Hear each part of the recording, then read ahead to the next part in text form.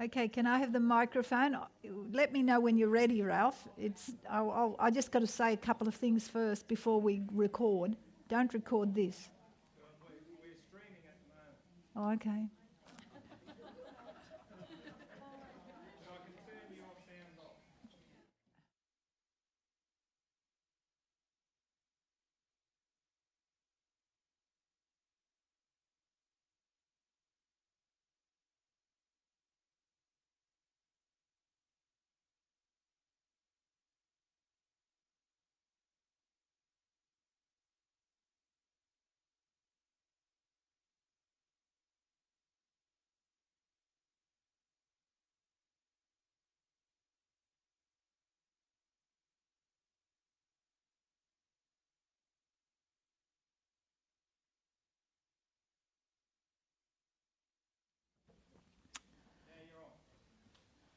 Okay, thank you. Well, welcome back to our session, which is on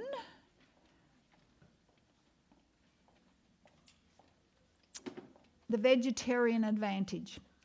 I'm going to talk to you about the whole food plant-based diet, and I mentioned to you yesterday, I think it was, you can be a vegan and you can eat donuts.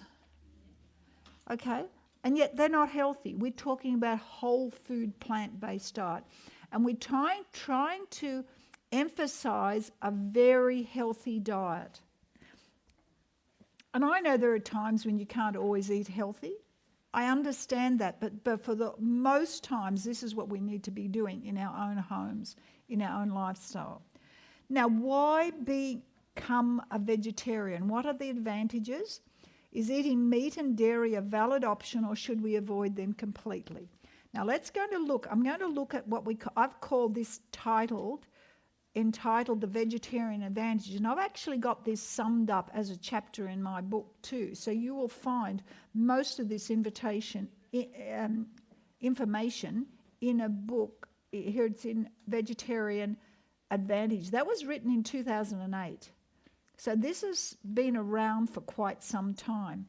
And what the information comes from this book, it's called The China Study. Now, who wrote the China Study? And has anybody here heard about the China Study? A few of you have, but okay, it's a very interesting book. The China Study was authored by Dr. Colin Campbell, PhD, and his son Thomas Campbell.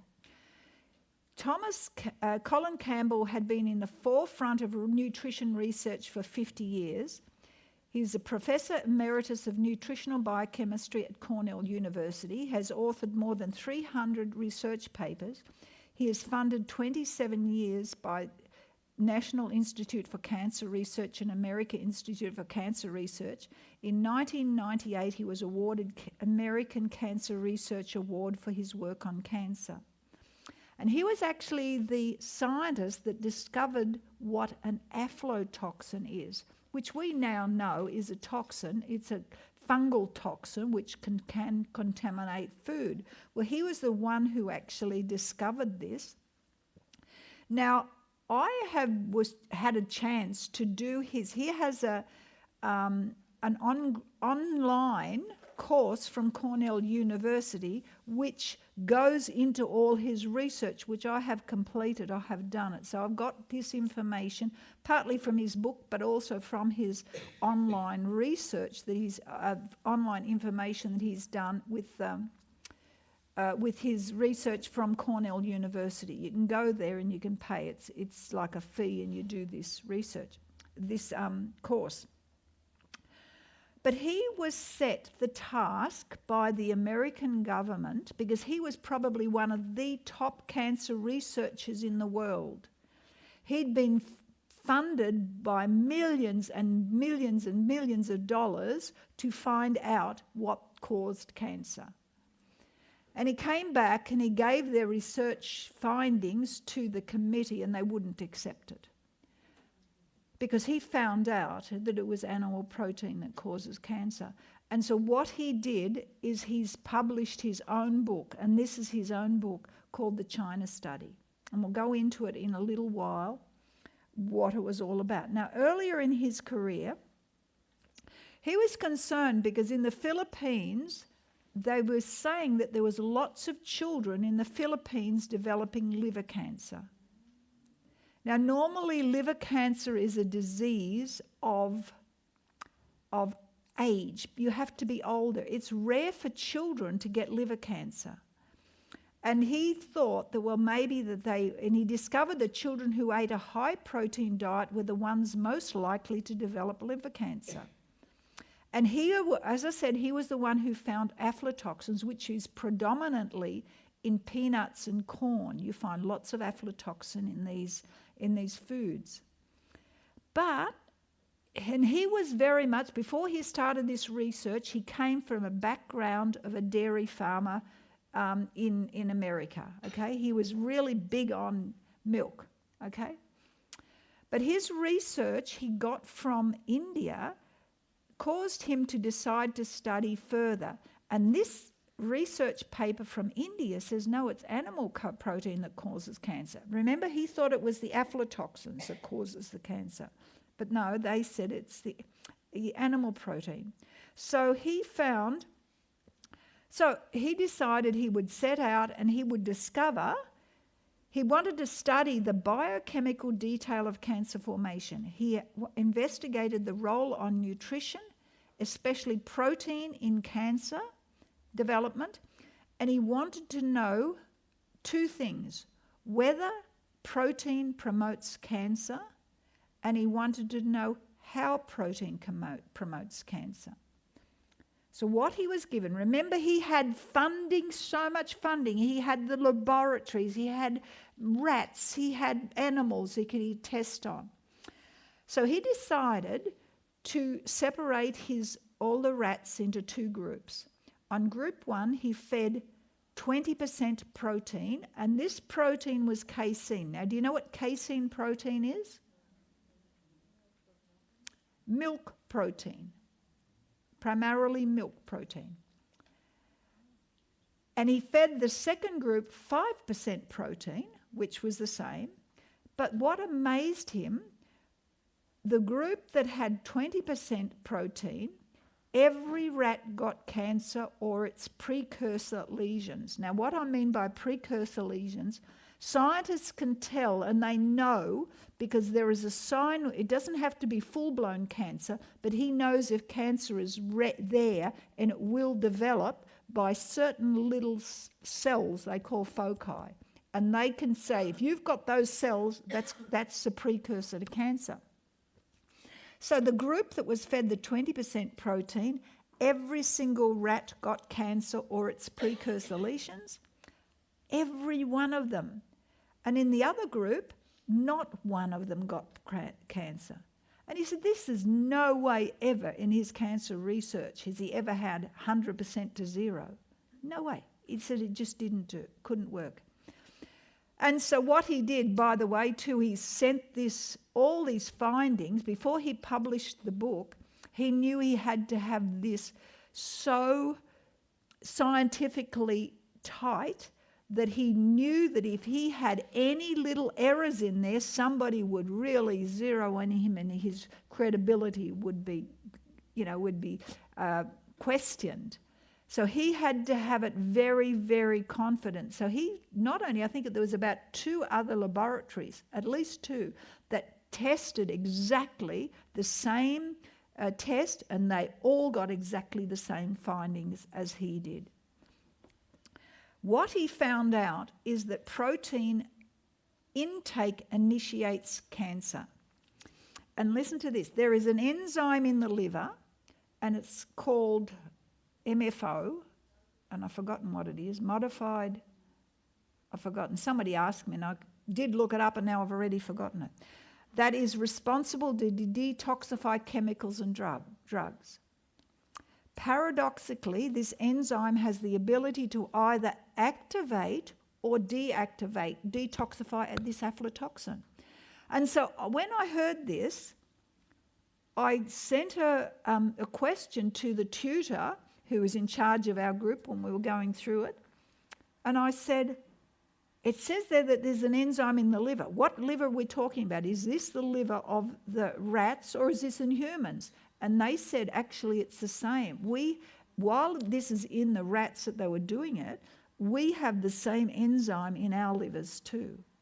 So we've got an enzyme in our livers that is actually can either detoxify or activate aflatoxin. Now, which determines the way this enzyme will work? What does it? Well, he found out that it was animal protein.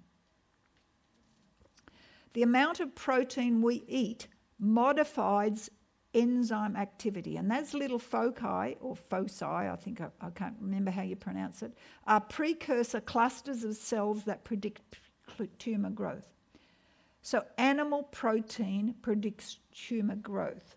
And this development, this foci development, was entirely dependent on how much animal protein was consumed, regardless of how much aflatoxin was consumed. But a low-protein diet inhibited the initiation of cancer by aflatoxin. So what is aflatoxin? Remember, it's a fungal toxin that will promote cancer. They know that, right? So that was what they found, that this fungal toxin could promote cancer, but it was dependent on the amount of protein that was taken in the body. So that was important. So it didn't promote cancer on every rat. It was only those who had the high doses of the protein intake. But now we decided to do that. Now that was a fungal toxin, but yet we can get cancers through viral cancers. Viruses can insert a genetic code into the DNA of cells, which is passed on to the next generation. Now, a lot of people are getting onto the board of this because, they say, oh, look, I've got cancer genes. My mother had cancer. Now I've got the genes here. I'll get cancer. Some women, they've had mastectomies because they've had cancer genes and it's in my genes to get cancer, so I'll just get it. But no, obviously it's not. He found that those with the virus-induced genes only developed tumours if they gave them 14 to 22% animal protein. So it was less with viral cancers, but yet it went to a little bit higher as well. But obviously with viral cancers, that you can have to... Remember that viral cancer also is initiated by hepatitis C virus as well too. That's also implicated in it. We have genes for cancer. We can use nutrition to control the expression of these genes. And then he actually said it's like growing lawn. Cancer, you can actually see the similarities when you have cancer growth. First of all, we see the seeds are sown. You're going to grow your lawn. They are initiated. You scatter them around. The grass starts to grow. That is promotion. And the grass takes over, that grows out of control. Well, there are 3 stages to cancer. The initiation is where seeds are planted. Now, listen to what they're planted by: chemicals called carcinogens. They are byproduct of industrial processes, or they may be planted by aflatoxin, by poor nutrition, by viruses, by stress, or excessive radiation. So cancer can be initiated by quite a lot of things. But it's promoted is when the body is given the right condition for cancer cells to grow and take hold. And guess what that is? It's a high animal protein intake. That is what promotes cancer. And the progression, cancer cells invade other tissues and they metastasize. But yet the amazing thing about it was that during the animal experiment, this foci development could be reversed up or down. Cancer cells could be switched off. And you could see he had 20%, 5%. So what he decided to do on these 20%, he reduced it to 5. This he took up to 20. Every single one of these switched off their cancer these switched on the cancer cells. So he decided to reverse them back. And guess what? Every one of these switched on and these switched off. He was able to switch on, switch off, switch on, switch off with just by the amount of animal protein. And remember, this was replicated in a number of laboratories just to make sure that it was that they weren't doing something wrong. You know, they wanted to have it their research so tight that nobody could question it. And by the way, still people question it. You know, and I've got a whole lot of the people who question what he was saying and his answers to them. That was made available to me when I was doing this course. But the body can remember early carcinogen insults. These cells may remain dormant, but can be reawakened by bad nutrition later. Now that's really important. Because I've heard these people, they say, oh look, so-and-so got cancer, and yet they've been on this vegan diet for so many years. Well, guess what? Your body can remember early carcinogen insults, and sometimes it can be triggered by even excessive stress or something like that. You can actually have a resurgent and your cancer cells can flare up again by poor nutrition. Remember all those things that you could have them promoted by. And yet after 100 weeks, now the normal lifespan of as a rat is 2 years old. So let's say 100 years old. But what he found was absolutely amazing, because after 100 weeks, all the rats were given aflatoxin. Remember, the whole lot got the aflatoxin. But yet the rats given 5% casein protein were all alive and active and had sleek coats, but the rats that were given the 20% casein protein all are dead or nearly dead. Now that's telling you something, because you know what? There is, in this diet that we're promoting, a whole food plant-based diet, which the words whole food plant-based diet was actually coined by Dr. Colin Campbell, because he wanted something other than the words a vegan diet. Because he said exactly what I said. You can be a vegan diet and you can eat sugars and sweets and cakes and things. If you eat them all, they don't have to be animal. But you can still eat wrong foods on a vegan diet. So he specifically coined the phrase whole food plant-based diet. And that describes the diet so much better. But you know, you look around, the diet we're promoting, you know, when you get older, you don't have to be crippled over with arthritis. But, you know, you take some people, they get to be 40 or 50 years old and they've been on this diet and they can hardly walk. They're like this. Why? But yet, you know something, we should be like supple and moving around. I mean, I'm well in my 70s now. I'll be nearly 78. So, you know, we should be able to move well, even in our old age. Doesn't mean to say that we've got to be crippled up. And this goes and reinforces what the rats were all sleek. They were jumping around in their cages. They were really keeping themselves nice and active. And not only that, they had sleek coats. They were actually in good health. Why? Yet they were all given the same diets, excepting the animal protein intake. Now, what they decided to do is they decided to give them, because they wanted to know whether what happens if they gave them a high plant protein intake. So they actually used soy protein and gluten protein instead of casein.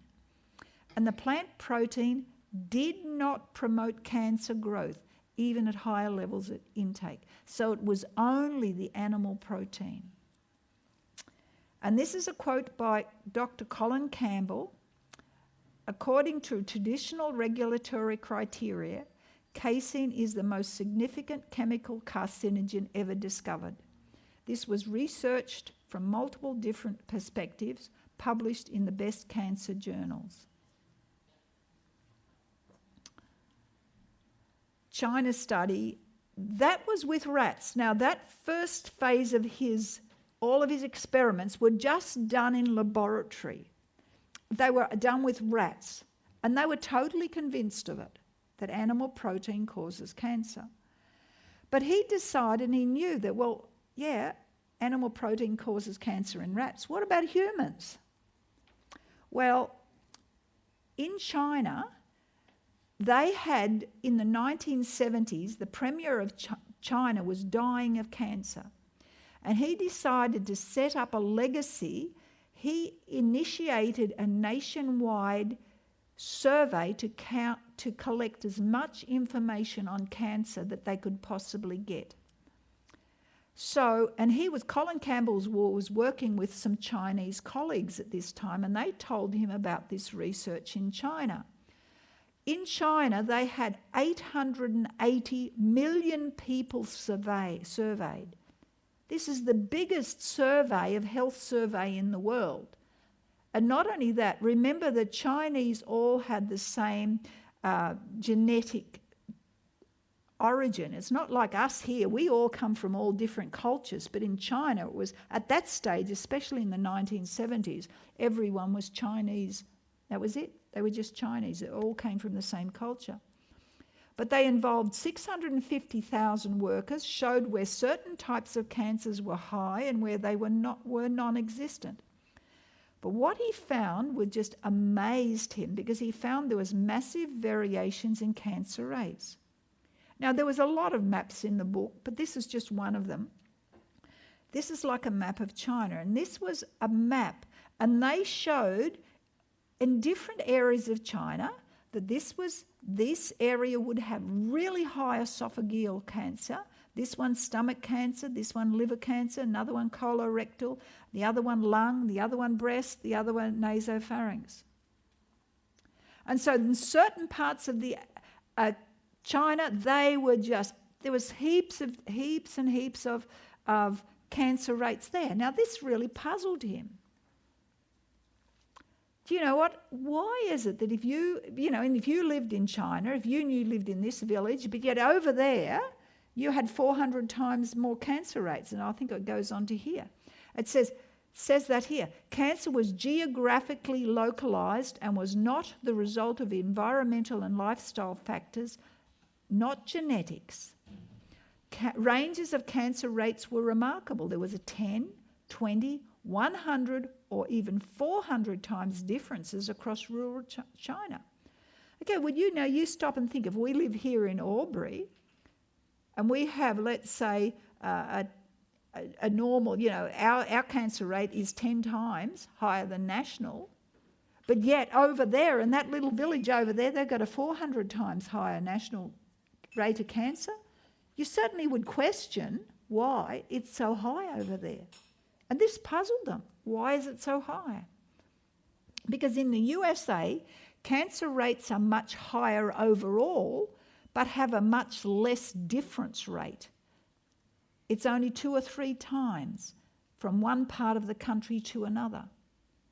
So they decided to take this survey to China, take it into the people, and they actually used the survey material from those 888 million people, but they selected different areas, and they selected 6,500 adults, and they analysed blood, urine, food samples, nutrients, toxic chemicals, pesticides, hormones, viruses, geography, reproductive, food intake, lifestyles, whether they were a male or a female, how old were they, whether they were in their reproductive years, whether they were a child, whatever.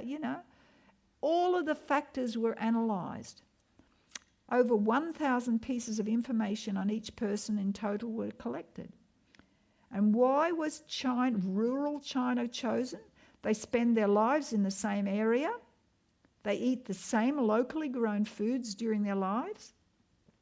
Their diets in one area of China varied considerably from one region to another. Villages in the mountains may rely on steamed breads and sweet potatoes, but just 30 kilometres away they may rely on rice. And what he found, that there were 2 basic food groupings. One he called the diseases of affluence, and this is cancer, diabetes, heart disease, obesity, etc. Others were diseases of poverty, where there are nutritional inadequacies and poor sanitation from poorer counties. Pneumonia, parasitic disease, rheumatic heart disease, diseases of pregnancy.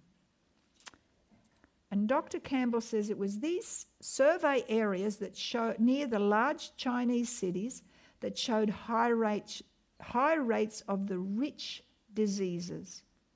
That's because as they became more affluent, the Chinese are beginning to eat diets richer in oils and animal products. In Shanghai and Beijing, eating meat has acquired a certain social prestige. And what he found, once again, that disease was linked to diet. This is in the people, not just rats, okay? As the breast cancer rates increased, dietary fat intake went up. When people moved from one county to another, if they changed their diets from their traditional diets to the westernized diets of their adopted country, they took the cancer risks of disease from their new country. And they found this even from the Japanese moving over to Hawaii too, the same thing there. Over and over again, it was proved that the cancer was an environmental disease and has important dietary links. Then they looked at cholesterol. The strongest predictor of Western disease is blood cholesterol. In rural China, levels were 3.29. As blood cholesterols decreased across China, so did cancers of the liver, rectum, colon, lung, breast, leukemia, brain, stomach, and esophagus. And even though meat consumption is low, 7 grams per day, this amount still raised the risk for disease. Now I'm going to ask you, how much is 7 grams of meat a day? Tell me a quantity. 7 grams. Well, I went into the supermarket and I just looked at a little patty. There was a patty. There were 2 patties there. And I looked at whatever the weight was, and I looked at one patty. I think it was 28 grams for a patty, a little meat patty. And I thought if you cut that into 4, I would say that would be about 1 teaspoon of meat a day. So you can get away with eating 1 teaspoon of meat a day and it's not going to affect you. But that's also, don't forget, that's all animal protein. That means that your milk is well in there and your cheese as well. So the moment you start increasing all that above 7 grams per day, you're going to raise your risk for disease. Remember, it was so different years ago. So different. And I know some places eat a lot more meat. Some places eat a lot less meat. Now, but cholesterol does not cause heart disease. It's an indicator of the kind of diet that people are eating. That is a high animal protein diet. It is the high animal protein that raises cholesterol levels. And then they found out about the fats. Even though the Chinese do not eat altered fats as Westerners do, as animal-based foods intake goes up, so does breast cancer. The fat intake is less than half that of the US, but rich animal fats diets raises hormones such as estrogen. Okay, so they're the fats. So once again, the fats are implicated. Hormonal levels. An average age of monarchy was 17, and their reproductive years end 2 to 3 years earlier than Westerners. Do you mean that the women of young girls in China were average age was 17 before they got their periods? What is it in Australia? It's getting less and less. I think it's 10 now. I can remember I was teaching one little girl and she was 7 and she had her periods. And, this little girl was playing in the playground with the little kids, and she was like this much higher than them. She was so much larger than they are. Why? Because animal protein causes rapid growth. So you're going to give a child a lot of animal protein. They're going to grow big very fast.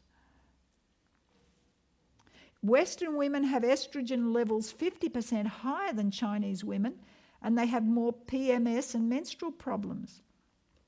Total estrogen exposure among Western women was 3 to 4 times higher over their lifetime. And high estrogen levels is a cancer of the breast and prostate. So this is what triggers it. So once again, it's implicated in the diet. Now, but there's another part of it they found too, and that's fibre. An average fibre intake of dietary fibre is 3 times higher than the US. A high fibre intake increases mineral absorption. Isn't that wonderful? If we have a diet high in fibre, we get more minerals. But high fibre intake lowers colon and rectum cancers, as well as lowering blood cholesterol. Carbohydrates. The Chinese consume more calories, 30% more calories than the typical American, but do not gain more weight. Calories from animal protein and fat are stored as body fat, but plant food calories are burned and lost as body heat. Now, don't you like that? Breast cancer. American women have a death rate for breast cancer 5 times higher than China. The highest rates of breast cancer occur in the countries where people eat the most meat. Where the people eat the most meat. Whole food plant-based diets can largely control the playing out of any genetic tendency towards disease. So they've found this out. This has all been proved. Breast cancer. Death from breast cancer is associated with high levels of dietary fat, blood, cholesterol, estrogen and testosterone, as well as an early age of first menstruation. Factors which are associated with diets high in animal-based foods. But this next one is liver cancer. In areas where liver cancer was high, it was found that those infected with hepatitis B virus had a high rate of liver cancer. And it says underneath there, I've got in brackets, 12 to 13% of Chinese are infected with hepatitis B and C. But when those infected with hepatitis B virus ate a plant-based diet, they did not have the cancer rates. And do you know something? It's interesting because when you're talking about hepatitis B virus infected people, they have a 20 to 40%, 40 times risk higher to get cancer. So we're talking about, this is quite dramatic. If you know that you've got hepatitis B virus, you know that this is like telling you, guess what? Unless you change your diet, you're in big trouble. But I'm going to show you, it's not hard to change your diet. It's easy to change your diet. Once you make your mind up and you do it, it's not hard. Obesity. Those rats that were placed on the 5% protein were more active than those that were on the 20% protein. And people who were vegetarian or vegans were 5 to 30 pounds slimmer than their fellow citizens. Animal fats which increase uric acid in the body, which causes fatigue.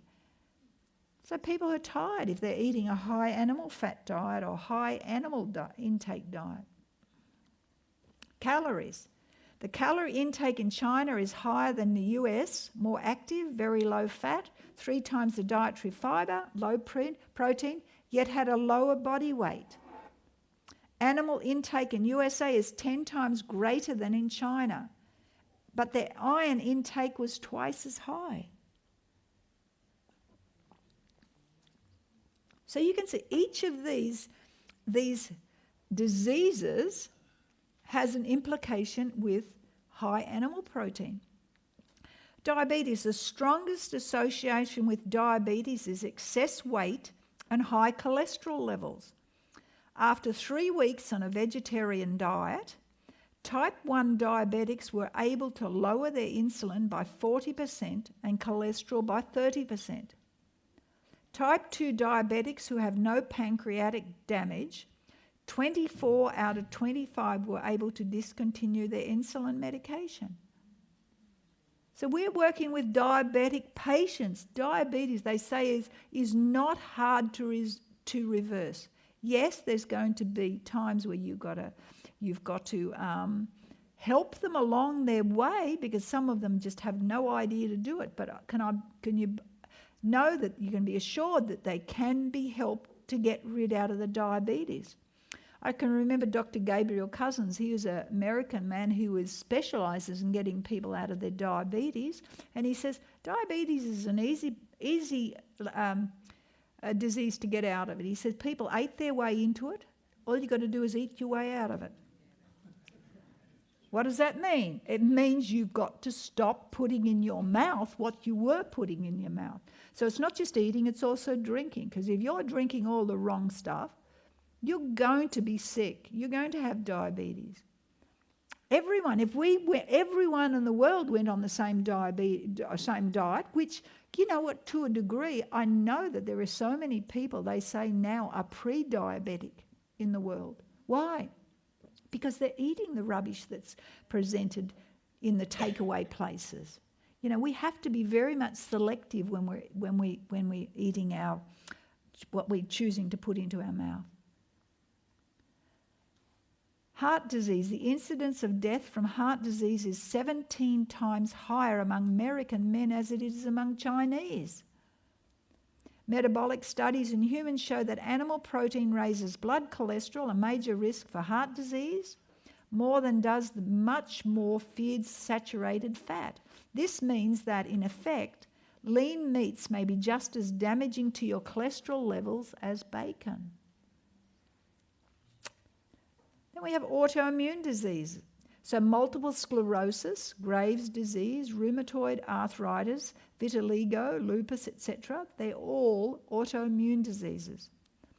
MS patients that ate a low-fat diet with no meat or dairy during the early stages of their disease 95% remained mildly disabled for 30 years.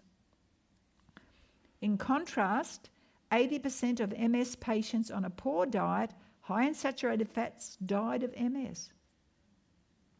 Do you know, I could talk to you about this. I've got a book here, and some of you may have seen this book up on the front desk. This is a book, Healthy Lifestyle, Healthy Life. It's written by Karen Walters. She was a friend of mine. She's since passed away, but this is Karen Walters, and her husband has given me the right to put her books out, publish her books and sell them. And because I said to him, the message she's got in there is too important to be hidden. And so what she did is she changed her diet. She had MS, diagnosed with MS, and she was told that, she was a nurse. She knew her prognosis wasn't very good. She walked with her, she had her foot dropped. She had to have a leg brace on her foot, and she also spoke with her, she slurred her words because she couldn't get her words out straight, and everything was going on her. Okay, and she knew her life wasn't too good. The prognosis of her life wasn't very good. And she went into a home. She decided she would do a herbal course. She thought she needed to get into herbs. So she went to TAFE and she learned this herbal course. And one of her modules, or one of her lessons she had to do, was do a section on how to bookkeep and do her bookkeeping and that. So she went to one of the lecturers, she went to the person who was teaching this module, she went to his home to hand an assignment in. And would you believe, when she got to his house, she looked at this bookcase and saw all these bookcases, and she loves books. She told me she loved books. So she went over and she looked at the books and she said, "Oh, Ministry of Healing, what's that? What's that all about?" And she opened it up and she looked up and she saw the words that this woman, she had a disease for 12 years. Oh, that's me. I've had MS for 12 years. And then I went on to say this woman had spent all her money in doctors and she still didn't get relief. And she said, "Oh, that's me. I've spent all my money searching for an answer to MS." And then she said, "Oh, could I borrow this book?" He said, "Yes, you can, on one condition, is that you read it." Well, she went home and she took it. This is Ministry of Healing. She went home and she took it. And she just read this. And she said at that stage she didn't see the God part in it. She just saw what she needed to do. So she got rid of it. She went into a kitchen cupboard and she didn't throw it out, she actually gave it to a neighbour. She got rid of all the food she couldn't eat. And later she apologised to the neighbour for giving them all the rubbishy foods. But she was drinking excessive amounts of coffee a day. She was doing so many things that we're talking about here, and she would just reflect on those and what she was eating and drinking. And would you believe she changed? And she, by the way, she also eventually married the man who was the one who was there. And he was a Seventh-day Adventist man, and she became a Seventh-day Adventist. And she learned that what we call this health message, this truth that we're teaching you, she learned it the hard way, but she knew that, and her health improved more and more and more and more. And she was probably about maybe 2 years into her recovery when I first met her. Anyhow, I became a good friend of hers, and then eventually she told me something happened to her. And she went to a family luncheon, and she said at that family meal, they said, "Well, would you like some dessert?" And they said, "Would you like some ice cream?" And she said, "Oh, I suppose so." And in her mind, she thought that they were serving soy ice cream. But you know something? She didn't realise at that stage she was eating 1 scoop of dairy ice cream. And she told me, she said, within hours, remember she had all her symptoms had been gone for about 2 or 3 years. She was symptom-free of her MS. She was existing pretty much normally. She had a normal life. She could do everything else. She told me only one thing she couldn't do. She said she couldn't get on an escalator very well. She just lost her balance. She had to hold on to something to get on an escalator. But back to when she had this 1 scoop of dairy ice cream, and within hours she noticed the symptoms of her MS returning. She noticed her speech was starting to slur. She couldn't walk. Her foot would drop again. And she said to her husband, "What have I done?" And they were trying to analyse, "Well, what have you done? You know, what am I getting my MS back?" And they said, "You know what? It was that 1 scoop of dairy ice cream." And it took her nearly 2 weeks. It was 10 days to 14 days to get that 1 scoop of dairy ice cream out of her body. It took that long for the symptoms to go away. Now, if it's doing that, if it did that to her, can you see, if you're dealing with anyone with MS, critical they get off meat and dairy. She knew that. That's why she was improving.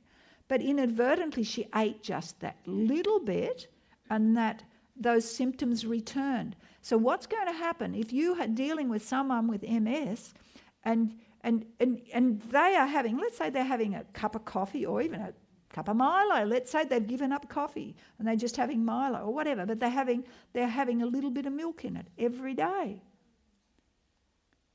They're never going to ever be symptom-free. So they have to do it the tough way. So and it's not just MS, it's all these diseases, because she also had lupus too.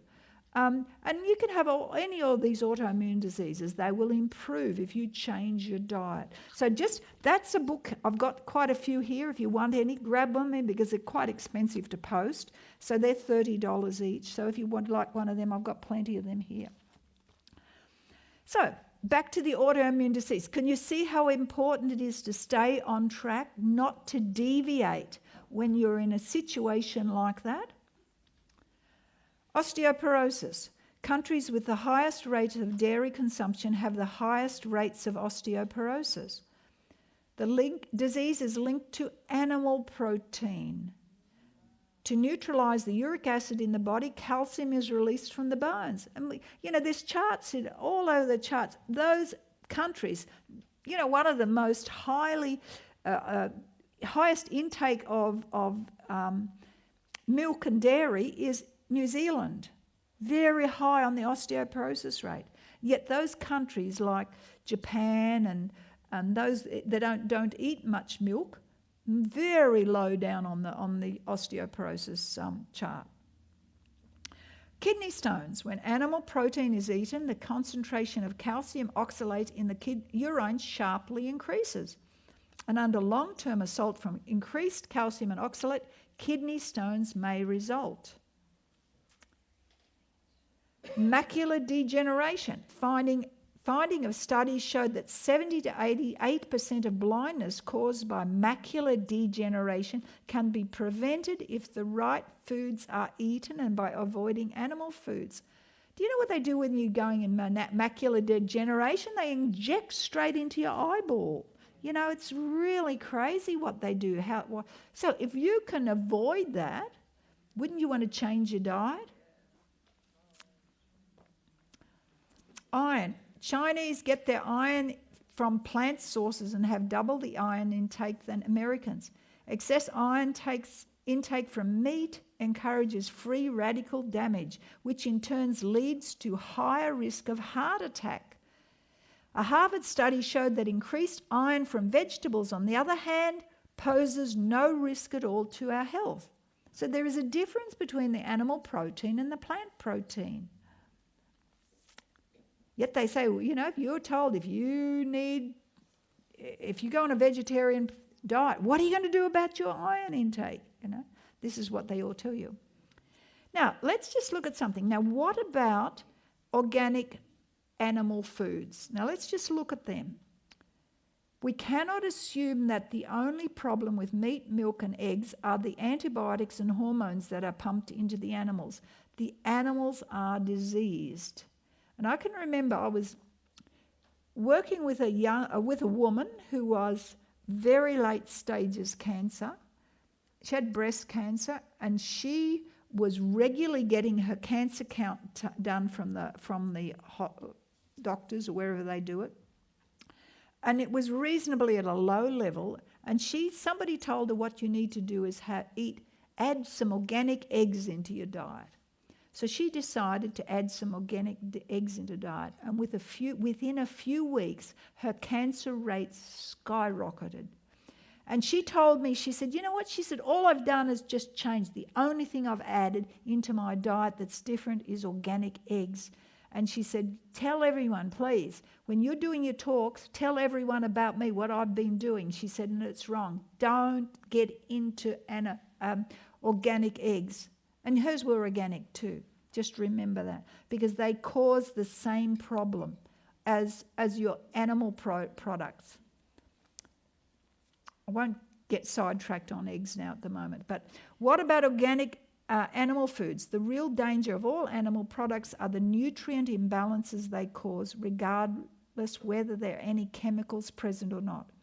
Organic meat may be marginally healthier, but it's still not a safe choice. Now, that was Colin Campbell's summary in his book.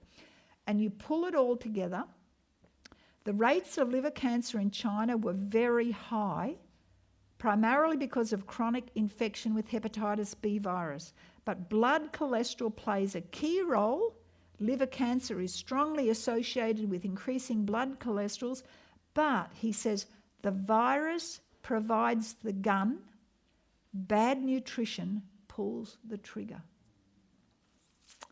And in summary, Dr. Campbell found that all the degenerative diseases were diseases of affluence. For example, heart disease, obesity, diabetes, cancers, autoimmune disease, MS, cataracts, osteoporosis, and all that. All are linked to animal protein. With small intakes of animal products were associated with significant increases in chronic degenerative diseases. The greater percentage of plant foods in our diet, the less chance of getting these diseases. The more you substitute plant foods for animal foods, the healthier you are likely to be. But do you know what? We won't be told this. The cancer industry, they assume that cancer is a genetic disease, and they want to create a chemical that stops cancer cell growth. They call this chemotherapy. Yet cancer can be reversed quite quickly by changing the type of protein that you consume. Now, there's also was a DVD, I'm probably online now, but I bought this DVD. It's called Forks Over Knives. And this is put out by Colin Campbell. Now, what he says, forks over knives, is what you put in your mouth over scalpels knives. That's what he was talking about. Fight disease by changing what you eat, and you can avoid going under a surgeon's knife. Researchers explore the possibility that people changing their diets from animal-based to plant-based can help eliminate or control diseases like cancer and diabetes. Now, I also have found this particular online. There was somebody put a dialogue between Dr. Walter Veit and Dr. Colin Campbell, and they spoke to each other and they recorded it online. And that's where you can watch it. And I found that absolutely interesting, because Dr. Colin Campbell was doing this with cancer, a high-protein diet causes cancer. But Dr. Walter Veit, on his in South Africa, in a university with his students, they were doing different research on how it had to do with osteoporosis. So they were doing it completely different. How it weakens your bones. Animal protein weakens your bones. And they were dialoguing between the two. And it was just a most interesting YouTube clip that it's got there. You can see that there, and you can need to check it out and watch it. But what they found is animal protein is very acidic. Animal proteins have a high concentration of sulfur-containing amino acid, which can cause a subtle state of acidosis when metabolized. To compensate this, calcium is leached from our bones to help neutralize the increased acidity, eventually leading to osteoporosis. And so countries that have a high dairy consumption and a high consumption of animal protein also have a high incidence of bone fractures. And we can look at the carnivore diet tract, because you look at the animals that have claws, no skin pores, perspire through their tongue, sharp teeth. They have sharp teeth for tearing flesh. They have an intestinal tract only 3 times their body length. They have strong hydrochloric acid. It's 20 times stronger against the human digestive tract of a herbivore. They have teeth. They have no sharp teeth. They have molars, they have saliva, their intestinal tract is 12 times their body length, and they have weak hydrochloric acid. So we are herbivores. We're not carnivores. We don't have the teeth. Okay, so there's another thing I wanted to touch on is there are 5 blue zones in the world. Now, I actually went out, and when I found this, I actually remember this, and I bought this National Geographic magazine, and I have it at home. I have a copy of it, and it was put out, I think, in 2006, I think it was. But or 2005, it says. Blue zones were Italy, Japan, Costa Rica, Greece, and Loma Linda. And it goes through those blue zones. And here are the Okinawans. 82-year-old man trains for the decathlon, high jump, pole vault, an average life expectancy of 78 for men, 86 for women. They don't overindulge food. They grow their own food. They have a 5th heart disease, a 3rd breast and prostate cancer, and a 3rd less dementia. And then the Sardinians, they are the same. An isolated Italian community, they have twice as many centenarians as Italy. They have homegrown fruits and vegetables, and they're very family-oriented. You can see there that they just meet together. And if you looked at that table, there's not much food on that table. They just have a small bowl of beans. Now let's look at Seventh-day Adventists. Now the lady in this picture was in the National Geographic. She was 112 years old. But a Loma Linda survey among 34,000 Adventists, they practice vegetarian and healthy lifestyle. An average Adventist lives 4 to 10 years longer than the average California. And they teach spiritual and physical health go hand in hand. Now, I recently came back from America, and guess where I was staying? With a lady who lived at Loma Linda. Okay, Loma Linda, as I said, is a university. It's a city. Loma Linda, when you go out of Los Angeles, you go through city after city. They're all joined together. It's like you're driving for 2 hours and you just go city after city after city after city. As I said, they're joined together. Well, Loma Linda is a city. And in it, it has a teaching hospital and university. Huge. I went in and had a look at it all. It's just huge. And it's run and it's owned by Seventh-day Adventists. But this lady lived in Loma Linda, and she came and she said to me, she said, guess what? You're living in a blue zone here. And I said, I know. And then I looked, what the blue zone? You know, blue zones, what do they do? What do they practice? It says here, what do Loma Linda Seventh-day Adventists do? Their body is a temple of God. They are vegetarian. And they eat lots and lots of beans. I can tell you that. They're physically active. They serve others. And believe me, they are very, very nice. Now, I've been around the world and I have been into different places where I've met some very beautiful Christian people. But I tell you what, this group of people that I met at Loma Linda were so loving. They were so kind.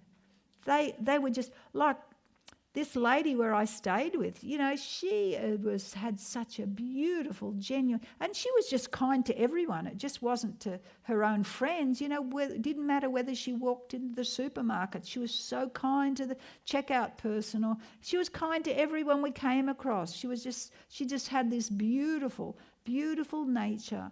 And I saw something and I thought to myself, you know, this woman has got it. So I saw that she was serving others. She was going out and helping people, and she was doing poultices. And I thought to myself, you know something, God just blessed me so much by allowing me to stay with this woman, because she just ate like I ate. We talked together. We had so much. She was so spiritual. She loved the Lord. She didn't smoke or drink, no caffeine, rich foods, certain spices. And she was 1 year older than me, and she was getting around. She was really, really healthy and super active, less susceptible to diseases, and it says here cancer, heart disease, obesity. And keeping on going, they keep the Bible Sabbath. Research shows attending church regularly is associated with longevity and happiness. And they had such a network of friends that they got together. And she took on another young woman. This young woman had moved to Loma Linda from South Africa, and she had no family there. And so she says, I will adopt you as my daughter. She says, I'm your adopted mother. She said, so they would be doing everything and going around. So she would just say, she'd just so looking out for everyone. And then she would go over to another person, she'd ring them up, and then somebody would come to the door and they'd drop in and say, oh, I've got some strawberries from my garden. I tell you what, I've never eaten such nice strawberries from somebody's backyard garden. They were so tasty. I can't believe it. Okay, and they were just and not only that, was a huge bag. I'd say there were at least a kilo of strawberry, over a kilo of strawberries in this bag. We couldn't eat them all. It took us ages to get through these strawberries. Anyhow, and they were so tasty. But these Loma Linda Seventh-day Adventists, they keep the Bible Sabbath. And they were, when they were taking me places, they were actually arguing who would pay for me. Can you believe it? They went out of their way. They were just so kind. And they all of them were the same. And research shows attending church regularly is associated with longevity and happiness. Okay, so read that. The choices we make determine our happiness.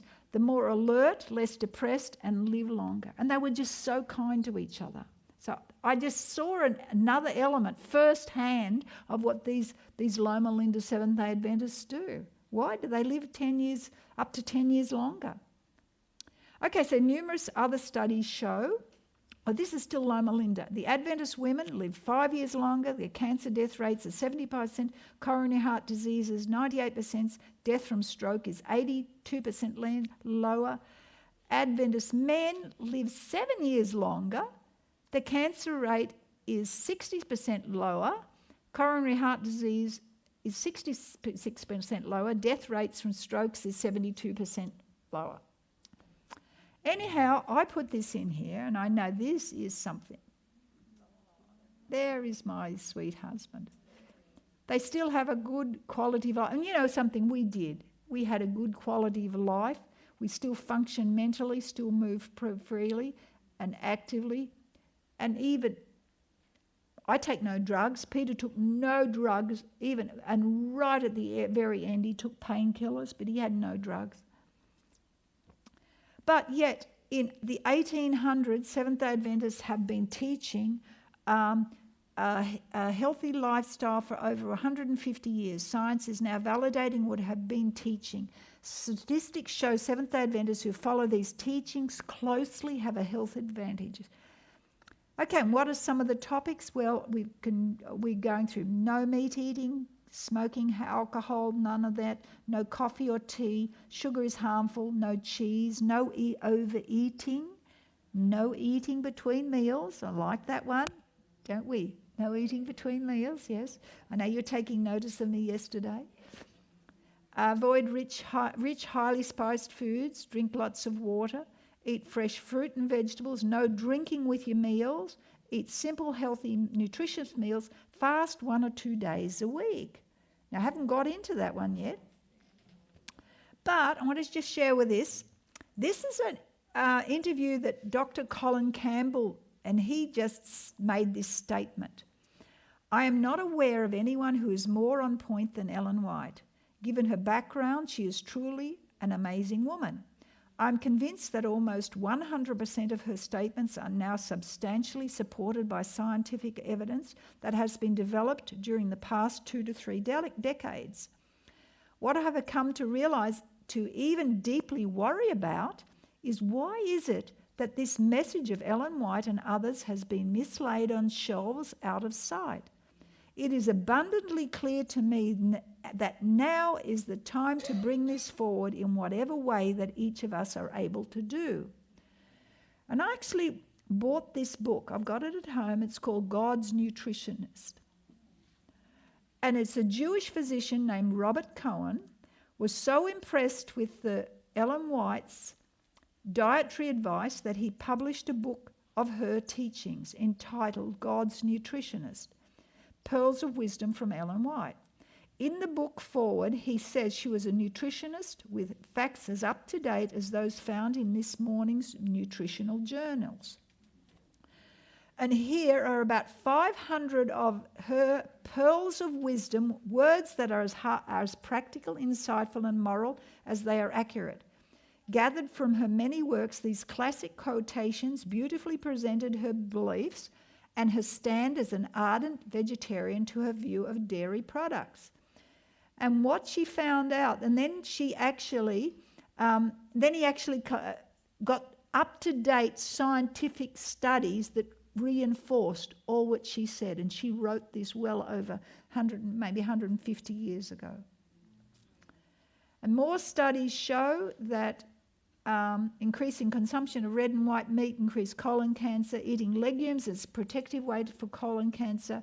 Eating nuts reduces the risk of heart attack by 50%.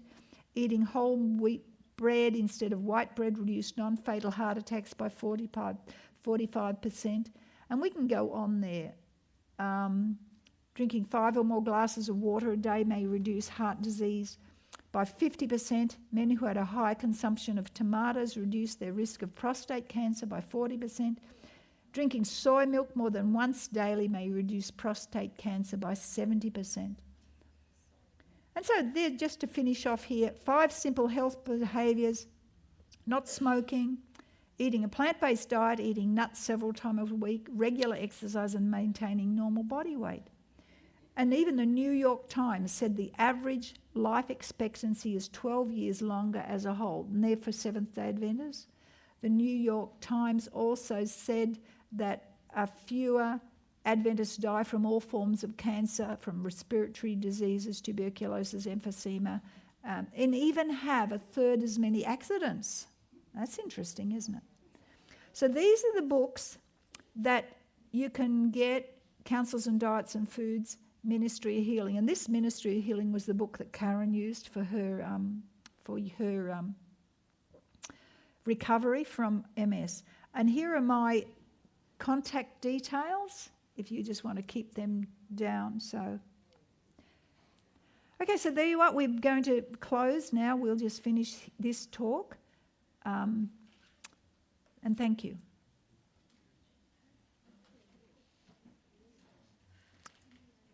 Okay, we finished.